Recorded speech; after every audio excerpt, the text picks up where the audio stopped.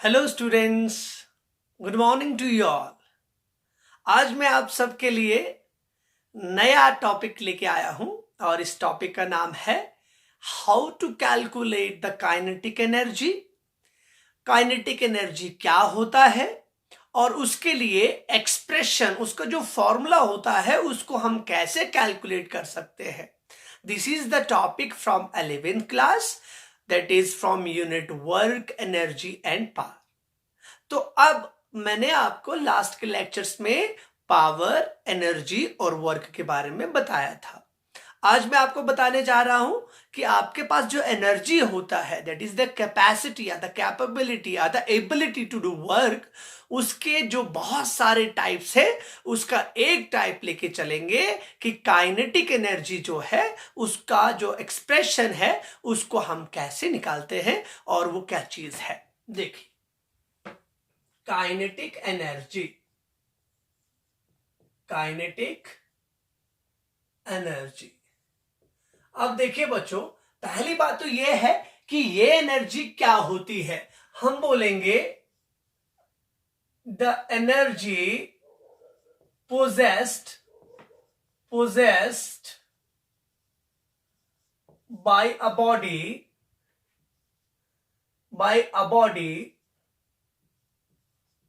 by virtue of its motion। जो भी energy motion की मदद से हमें मालूम होती है उसको काइनेटिक एनर्जी बोला जाता है। अब देखिए एग्जांपल्स क्या बोलता हूं मैं। एग्जांपल सबसे बड़ी चीज, अगर हम विंड मिल की बात करें, ध्यान दीजिए, एक यहां पर मैं विंड मिल की बात कर रहा हूं और दूसरा सपोज एक बुलेट की बात करते हैं। बुलेट, जब गन क्या करती है, देखिए जब गोली चलाई जाती है, जब गन से बुलेट निकलता है तो आगे अगर मैं एक टारगेट रखता हूं, इट इज वुडन टारगेट, ये एक वुडन टारगेट रखा है और इसके अंदर गोली चली जाती है। भाई अरे भाई, गोली चली जाएगी, किसकी मदद से जाएगी?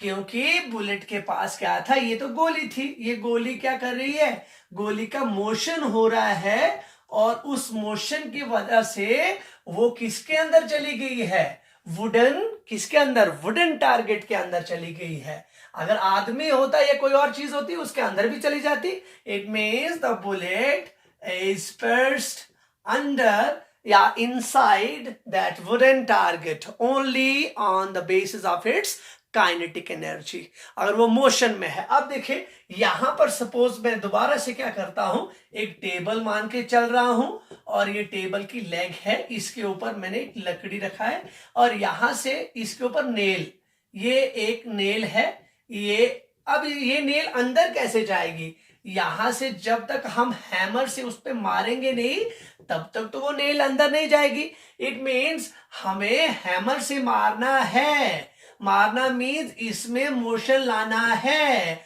उसके बाद ये नेल जो है वो अंदर जाएगी। तो it means kinetic energy is very necessary in so many cases.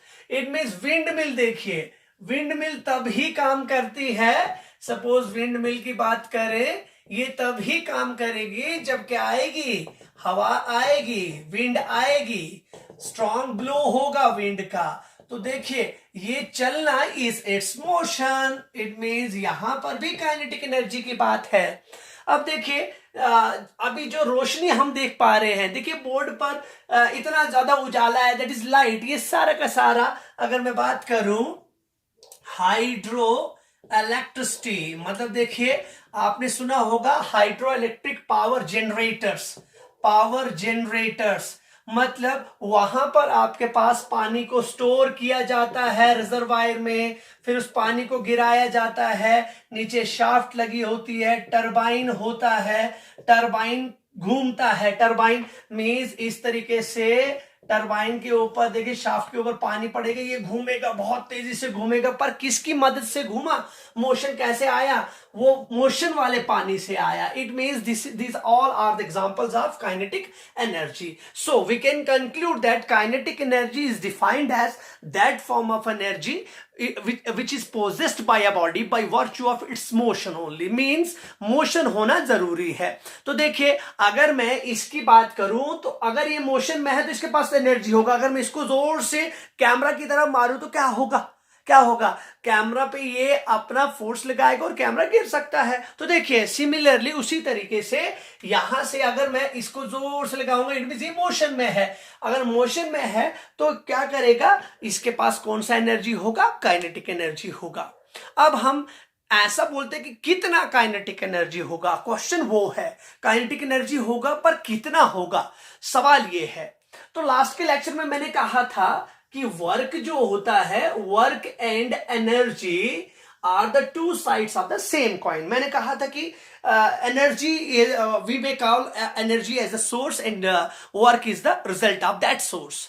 तो मैंने कहा जिसके पास एनर्जी है वो काम कर सकता है. It means energy and work are the transferable two things, we can say two terms, we can say that is if the person has energy, he or she is able to do any kind of work. Without that energy we are not able to do any kind of work. That is energy is the source and work is the result of that. It means हमें क्या करना है, अब kinetic energy के बारे में बताना है कि काइनेटिक एनर्जी को हम कैसे कैलकुलेट करते हैं कि कितना एनर्जी है. If it is the form of energy, it means it has the unit similar to that of the work, that is joule is the SI unit of its SI unit of the kinetic energy and urge is its CGS unit. Now how can we calculate the expression for that kinetic energy? Now let's do that. देखिए कैसे होगा, we will do that. हमें क्या करना पड़ेगा, देखो बच्चों थोड़ा सा हम एक्सपीरियंस करते हैं, अपने जहन में सोचते हैं कि हमें कुछ ऐसी चीज हमारे सामने है जो मोशन में है, और मोशन में होगी तो उसके पास एनर्जी होगी. अब एनर्जी होगी तो उसको हम कैसे कैलकुलेट कर सकते हैं. सपोज यहां पे मैं एक कार का एग्जांपल लेता हूं. ये एक कार रखा मैंने या एक ट्रैक्स रखा. देखिए अब मैं क्या करूंगा, ये यहां से रोड से आ रही है और ये मोशन में है भाई, बहुत तेजी से आ रही है. हम कैसे मालूम कर सकते हैं कि इसके पास कितनी एनर्जी है. अरे भाई एनर्जी को मालूम करने का तो फॉर्मूला हमें मालूम नहीं, एनर्जी क्या है. नो हम नहीं जानते. हमने ये बोला है कि एनर्जी को किसके साथ रिलेट किया है, वर्क के साथ रिलेट किया है. अगर एनर्जी को वर्क के साथ रिलेट किया है तो हम जानते हैं वर्क तो कैलकुलेट कर सकते हैं भाई. वर्क को अगर कैलकुलेट कर सकते हैं, इट मीन्स यहां पे अगर कोई चीज ऐसी रख दी जाए जिसके ऊपर इससे टक्कर पड़ेगी. देखिए ये वाली चीज मोशन में है, अगर ये इसको टकराती है यहां पर तो ये चीज बोल देगी कि ये कितनी एनर्जी से आई है. इट मीन्स हम दो तरीके से किसको मालूम कर सकते हैं, हम दो तरीके से ये मालूम कर सकते हैं कि किसी बॉडी के पास कितना काइनेटिक एनर्जी है. किस तरीके से, या तो उस बॉडी को रोक कर, बाय स्टॉपिंग दैट बॉडी, क्या करके, उस बॉडी को स्टॉप करके और महसूस करके कि उसने कितना काम, वो कितना काम करने वाली थी. इट मीन्स बाय रेजिस्टिंग और by restricting the motion of that body. मतलब सपोज मैं दौड़ रहा हूं और आगे दो बंदे मुझे रोक गए, वो महसूस करेंगे कि इस बंदे के पास कितनी एनर्जी थी, इस बंदे के पास कितना वर्क करने की क्षमता थी. या तो उस तरीके से, या तो हम क्या कर सकते हैं कि इसी बॉडी को, देखिए यही कार है, अब ये कार रेस्ट में है. It means initially the car is in the state of rest, और मैं इस पे कोई फोर्स लगाता हूं बाहर से. अगर मैंने इसको कोई फोर्स लगाया, इट मींस वर्क करवाया, मैंने वर्क करवाएंगे और इस बॉडी को किसी प्रेजेंट वेलोसिटी तक पहुंचाएंगे, प्रेजेंट वेलोसिटी तक. पर कहां से, जीरो वेलोसिटी से किसी पर्टिकुलर वेलोसिटी तक बॉडी को पहुंचाने पर जितना काम हो, दोनों केसेस में वर्क है. इस केस में वर्क डन, देखिए work done by the body, और इसमें work done on the body. तो दोनों केसेस में वर्क है, फर्क ये है एक में एक्सेलरेट कराना है आपको और एक में रिटार्ड करवाना है, रिटार्डेशन एंड एक्सेलरेशन। तो देखिए यहां से भी वर्क मिल सकता है, यहां से भी वर्क मिल सकता है। अगर हम वर्क को कैलकुलेट कर गए तो जाहिर सी बात है हम काइनेटिक एनर्जी का रिलेशन पा सकते हैं। तो देखिए अब मैं क्या करूंगा, आपके जहन में आ गई होगी चीज। दो तरीके से हम काइनेटिक एनर्जी को निकाल सकते हैं, या तो कोई चीज उस मूविंग बॉडी के सामने आ जाए और टक्कर खा के ये बोले कि ये इतना वर्क करने वाली थी, या तो उसके ऊपर कोई फोर्स लगा के उसको जीरो वेलोसिटी से किसी पर्टिकुलर वेलोसिटी तक पहुंचाया जाए। फोर्स लगाएंगे तो डेफिनेटली यहां पर भी वर्क होगा और वहां से भी आप महसूस कर सकते हैं कि किसके बराबर आपका वर्क आ सकता है। जो वो वर्क होगा that will be the final expression for your kinetic energy. Now we will calculate the kinetic energies formula and that is applicable in all the cases. वो फॉर्मूला जो आज हम निकालने वाले हैं वो हर एक केस में एप्लीकेबल होता है। तो सबसे पहले मैं बॉडी का क्या कर देता हूं, मास रख देता हूं। Let m be the mass of the body. Starting में हम क्या करेंगे, let small m be the mass of the body. ध्यान दीजिएगा आज की लेक्चर जो है यही लेक्चर रिपीट होगी आपकी जब हम वर्क एनर्जी थ्योरम को पढ़ेंगे। बहुत आसान है, इंटररिलेटेड है। मास मैंने m रख दिया और मैंने कहा कि इस बॉडी के ऊपर जिसका मास m है इसको कोई फोर्स लगा के इनिशियल वेलोसिटी 0 है और इस बॉडी को कोई वेलोसिटी हमने प्रोवाइड करवा दी। फाइनल वेलोसिटी हमारे पास v है और बाय डिस्टेंस देखिए अब हम क्या करेंगे, कुछ डिस्टेंस भी मैंने यहां पर रख दिया है। अब देखिए अब मैं कह सकता हूं कि हम बोलेंगे वर्क किसके बराबर होता भाई, work is equals to force into displacement. Force and displacement का प्रोडक्ट वर्क होता है। अब मैं क्या करूंगा, यहां पर मैं बोलूंगा फोर्स के लिए अगर मैं F मान लूं और डिस्प्लेसमेंट के लिए अगर मैं S बोल दूं, तो देखिए मुझे ये वर्क निकालना है, मतलब ये वाला फॉर्मूला निकालना है। पर मुझे फोर्स के लिए सबसे पहले क्या करने की जरूरत है, फोर्स देखिए यहां से मैं बोल सकता हूं फोर्स होता है मास इंटू एक्सेलरेशन। देखिए force is equals to mass into acceleration. Now we will calculate कि कैसे हमें क्या करना है। पहले तो मैं जो आपके पास एक्सेलरेशन है उसको निकालूं कि एक्सेलरेशन कितना है।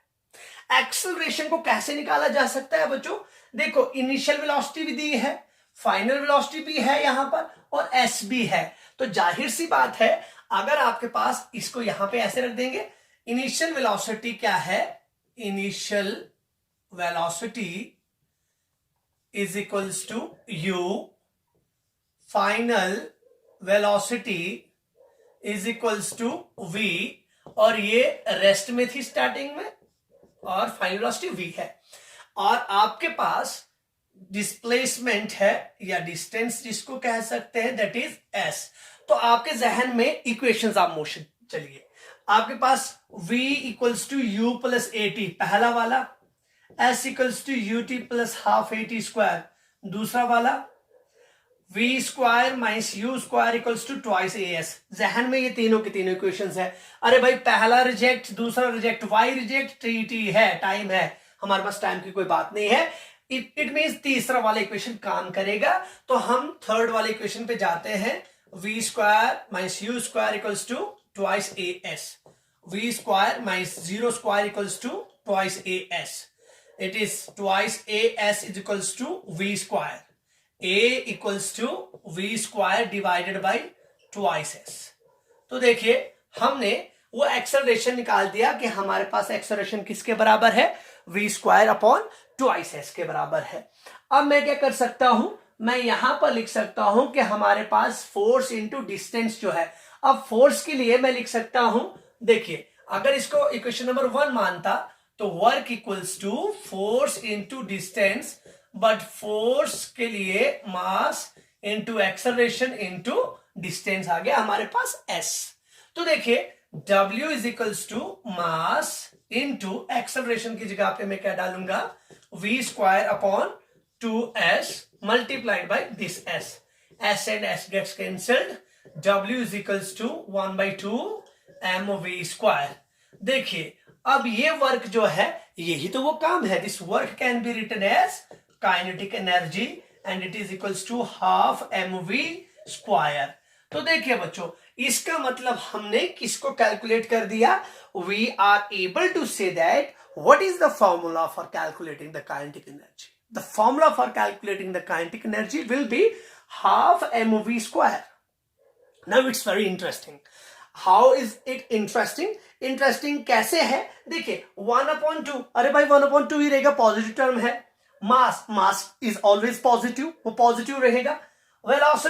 वेलोसिटी जो है it may be positive negative और जीरो. इट मींस अगर मैं यहां पर क्या करूंगा, वेलोसिटी दूंगा तो देखिए किसी पॉजिटिव टर्म का स्क्वायर भी पॉजिटिव आता है और नेगेटिव भी होता है तो उसका स्क्वायर भी क्या आएगा, पॉजिटिव. इट मींस ये हमेशा काइनेटिक एनर्जी का आंसर हमेशा कैसा आने वाला है, पॉजिटिव. तो हम ये कहेंगे the result for the kinetic energy will be always positive. Why it is positive? Because mass is positive and the square of any term is always positive. It means kinetic energy for the body is always positive. देख ये बहुत interesting चीज थी. कैसे हमने calculate किया, third equation का प्रयोग करके. हमारे पास ध्यान दीजिएगा एनर्जी को कैलकुलेट करने का तरीका क्या है. एनर्जी को कैलकुलेट करने का तरीका सिर्फ एक ही है, वर्क को कैलकुलेट कर दिया जाए. और वर्क को कैलकुलेट करने के बाद हम क्या कह सकते हैं कि हमने किसको निकाल दिया है, हमने एनर्जी का रिलेशन निकाल दिया है. तो बोलिए अगर आप सोच रहे हैं कि यहां पर वर्क निकाल दिया, पोटेंशियल एनर्जी में भी तो वर्क निकालेंगे. लेकिन यहां वाले वर्क की क्या खासियत थी, यहां वाले वर्क की यह खासियत थी कि हमने एक्सेलरेशन लाया. अगर एक्सेलरेशन होगा तो वेलोसिटी होगी ना भाई. वेलोसिटी होगी तभी तो एक्सेलरेशन है, तभी तो बॉडी एक्सेलरेट करी, इसलिए तो वो मोशन में देखी गई. That's why kinetic energy is defined as that type of energy which is possessed by a body by virtue of its motion. Why motion? Because we have explained the acceleration here. That's why the formula for the kinetic energy is half mv square, where m is the mass, v is the velocity of the body, and the kinetic energy is always positive in nature. Now the alternative method. It means अगर आपसे सवाल पूछा जाए कि ऐसे नहीं करना भाई, ऐसे हमें नहीं चाहिए कि ऐसे आप एक्सप्रेशन निकालें, आप निकाल के दे दीजिए कैलकुलस से. तो ये आपके बहुत सारे एग्जाम्स में पूछा जाता है कि कैलकुलस मेथड से निकाल दीजिए. Alternative method, that is how can we derive the expression for kinetic energy by the calculus method. Now let's do that. देखिए अब मैं यही रिलेशन वहां से भी लाने की कोशिश करूंगा. आई एम एक्सपेक्टिंग कि आपको समझ आ रहा होगा. बहुत आसान चीज है, सिर्फ समझने वाली बात है. यही एक्सप्रेशन हम वर्क एनर्जी थ्योरम के लिए करेंगे, बट अभी ये समझना जरूरी है कि हम कैसे बोलते हैं half mv square is equals to kinetic energy क्यों बोलते हैं और क्यों थर्ड इक्वेशन का प्रयोग करते हैं. अब देखिए बाय कैलकुलस मैथड. अब बच्चों कैलकुलस मैथड मींस वही बात है, इंटीग्रेशन डिफरेंशिएशन होने वाली बात है. अब कैलकुलस मैथड के लिए हम क्या करेंगे, सबसे पहले तो हम देखेंगे कि हमारे पास वर्क कैसे निकले. यहां पर भी वर्क वाली बात है, तो मैं यहां पर भी इनिशियली क्या बोल देता हूं, initially the body is in the state of rest डाल रहा हूं. That is u equals to 0. और मैं क्या बोल रहा हूं कि अगर फोर्स मैंने F रख दिया और डिस्प्लेसमेंट छोटा सा स्मॉल डिस्प्लेसमेंट. आप बच्चों स्मॉल डिस्प्लेसमेंट की बात क्यों करी जा रही है, जरा बोलिए. स्मॉल डिस्प्लेसमेंट की बात इसलिए करी जा रही है कि कैलकुलस निकालना चाह रहा हूं. स्मॉल डिस्प्लेसमेंट ये है, देयरफॉर स्मॉल वर्क, छोटा सा काम किसके बराबर होगा, dw. अरे भाई इसके ऊपर वेक्टर मत लगाइए होगा, क्यों नहीं लगाना है इसके ऊपर, क्योंकि स्केलर क्वांटिटी है, वो हो जाएगा f डॉट ds. अगर मैं सेम डायरेक्शन में बात करूं, मतलब उसी डायरेक्शन में, जिस डायरेक्शन में फोर्स लग रहा है उसी डायरेक्शन में डिस्प्लेसमेंट हो, तो थीटा 0 हो जाएगा। इसको मैं लिख सकता हूं F D S cos theta means cos 0 and cos 0 is 1, dw equals to fds. Mark this as equation number 1. अब देखिए, but force is equals to mass into acceleration. जैसे कि हम जानते हैं कि फोर्स किसके बराबर होता है, मास इंटू एक्सेलरेशन। और मैं बॉडी का मास भी रखना भूल गया, यहां पे आप बॉडी का मास कितना रख देंगे, small m। But force is equals to mass into acceleration. अगर फोर्स वेक्टर की बात करेंगे तो देखिए, एक्सेलरेशन अपने आप में किसके बराबर होता है, m dv by dt। Differentiation of velocity, rate of change of velocity is acceleration. इसका मतलब मैं इसको f को इसके बराबर ला सकता हूं और इस चीज को इक्वेशन नंबर 1 में पुट करते हैं। पर मुझे मैग्नीट्यूड चाहिए इसका, इसको सेकंड बोल देते हैं। यहां पर लिखता हूं putting second in first, we get किसके बराबर आ जाएगा, फर्स्ट इक्वेशन में डालते हैं, that is dw equals to f के बदले, अब ये वेक्टर में डालियो, वेक्टर नहीं डालेंगे क्योंकि अभी हमें f का मैग्नीट्यूड चाहिए, dv by dt, और आगे यहां पर आ जाएगा ds। अब बोलिए, आप डेरिवेटिव को शिफ्ट कर सकते हैं, मतलब अगर मैं dv को बाहर कर दूं, ds को अंदर कर दूं, कोई प्रॉब्लम वाली बात नहीं है। मैं ऐसा लिख सकता हूं m ds by dt, और dv को क्या कर सकता हूं, बाहर, खाली dv बाहर ds अंदर। अब बोले बच्चों, ds by dt rate of change of displacement, that is velocity. यहां पर लिख सकता हूं dw is equals to mv, इसको v लिख सकता हूं, mv dv।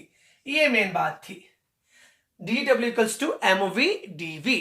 अब देखिए, हमें वही चीज है, इनिशियली बॉडी जो थी रेस्ट में थी, उस पर फोर्स लगाया और बॉडी को मोशन में लाया, acquiring some velocity v, that is from 0 to v। हमें वेलोसिटी, बॉडी किस में थी, बॉडी रेस्ट में थी, और कहां पे आ गई, किसी वेलोसिटी v के पास आ गई। यहां पर u 0 था, यहां पर वेलोसिटी v हो गई। इट मींस अब हम कंप्लीट वर्क कैसे कर सकते हैं, अब हम बोलेंगे टोटल वर्क कैन बी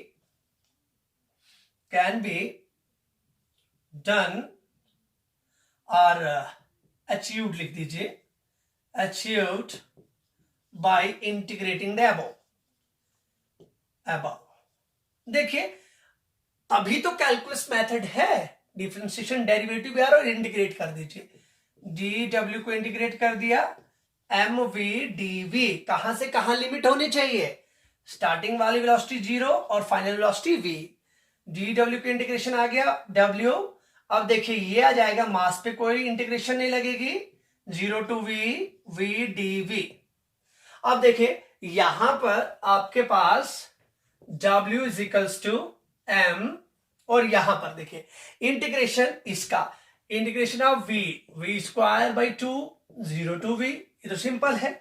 आपके पास जब भी, यहां पर मैं फॉर्मूला लिख रहा हूं, because integration of x to the power n dx का इंटीग्रेशन होता है x to the power n plus 1 divide by n plus 1, it's the formula of integration. तो मैंने वही चीज लगाई। अब अपर लिमिट और लोअर लिमिट डाल दीजिए, यह आ जाएगा m बाई 2 को बाहर कर देंगे, और v स्क्वायर के ऊपर हम अपर लिमिट और लोअर लिमिट डालेंगे। w is equals to 1 by 2 m लिख सकता हूं, और पहले v के बदले अपर लिमिट, फिर 0 square. It means w is equals to half m v square, and this w, this work is can be written as kinetic energy, that is half m v square. देखिए, this is the method of calculating और deriving the expression for kinetic energy from the calculus way, calculus method से ऐसे निकाला जाता है। अब देखिए, अब एक और इंटरेस्टिंग चीज है, बहुत इंटरेस्टिंग फॉर्मूला न्यूमेरिकल्स के पॉइंट ऑफ व्यू से। अगर हमें रिलेशन निकालना हो मोमेंटम और काइनेटिक एनर्जी में, हम जानते हैं मोमेंटम होता है product of mass and velocity, और काइनेटिक एनर्जी मैंने अभी बोला। तो यहां पर अब मैं उसके लिए एक रिलेशन दिखाता हूं कि अगर आपके पास वो भी रिलेशन आप याद रखेंगे क्योंकि न्यूमेरिकल्स में बहुत ज्यादा काम देगा। What is the relation in between kinetic energy and momentum?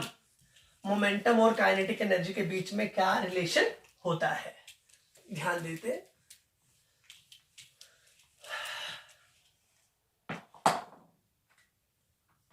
Relation in between kinetic energy and momentum. पर कौन सा मोमेंटम बच्चों? Linear momentum. अब देखिए यहां पर मैं बोलता हूं, हम जानते हैं मोमेंटम जो होता है, लीनियर मोमेंटम जो चीज है, P जो होता है product of mass and velocity.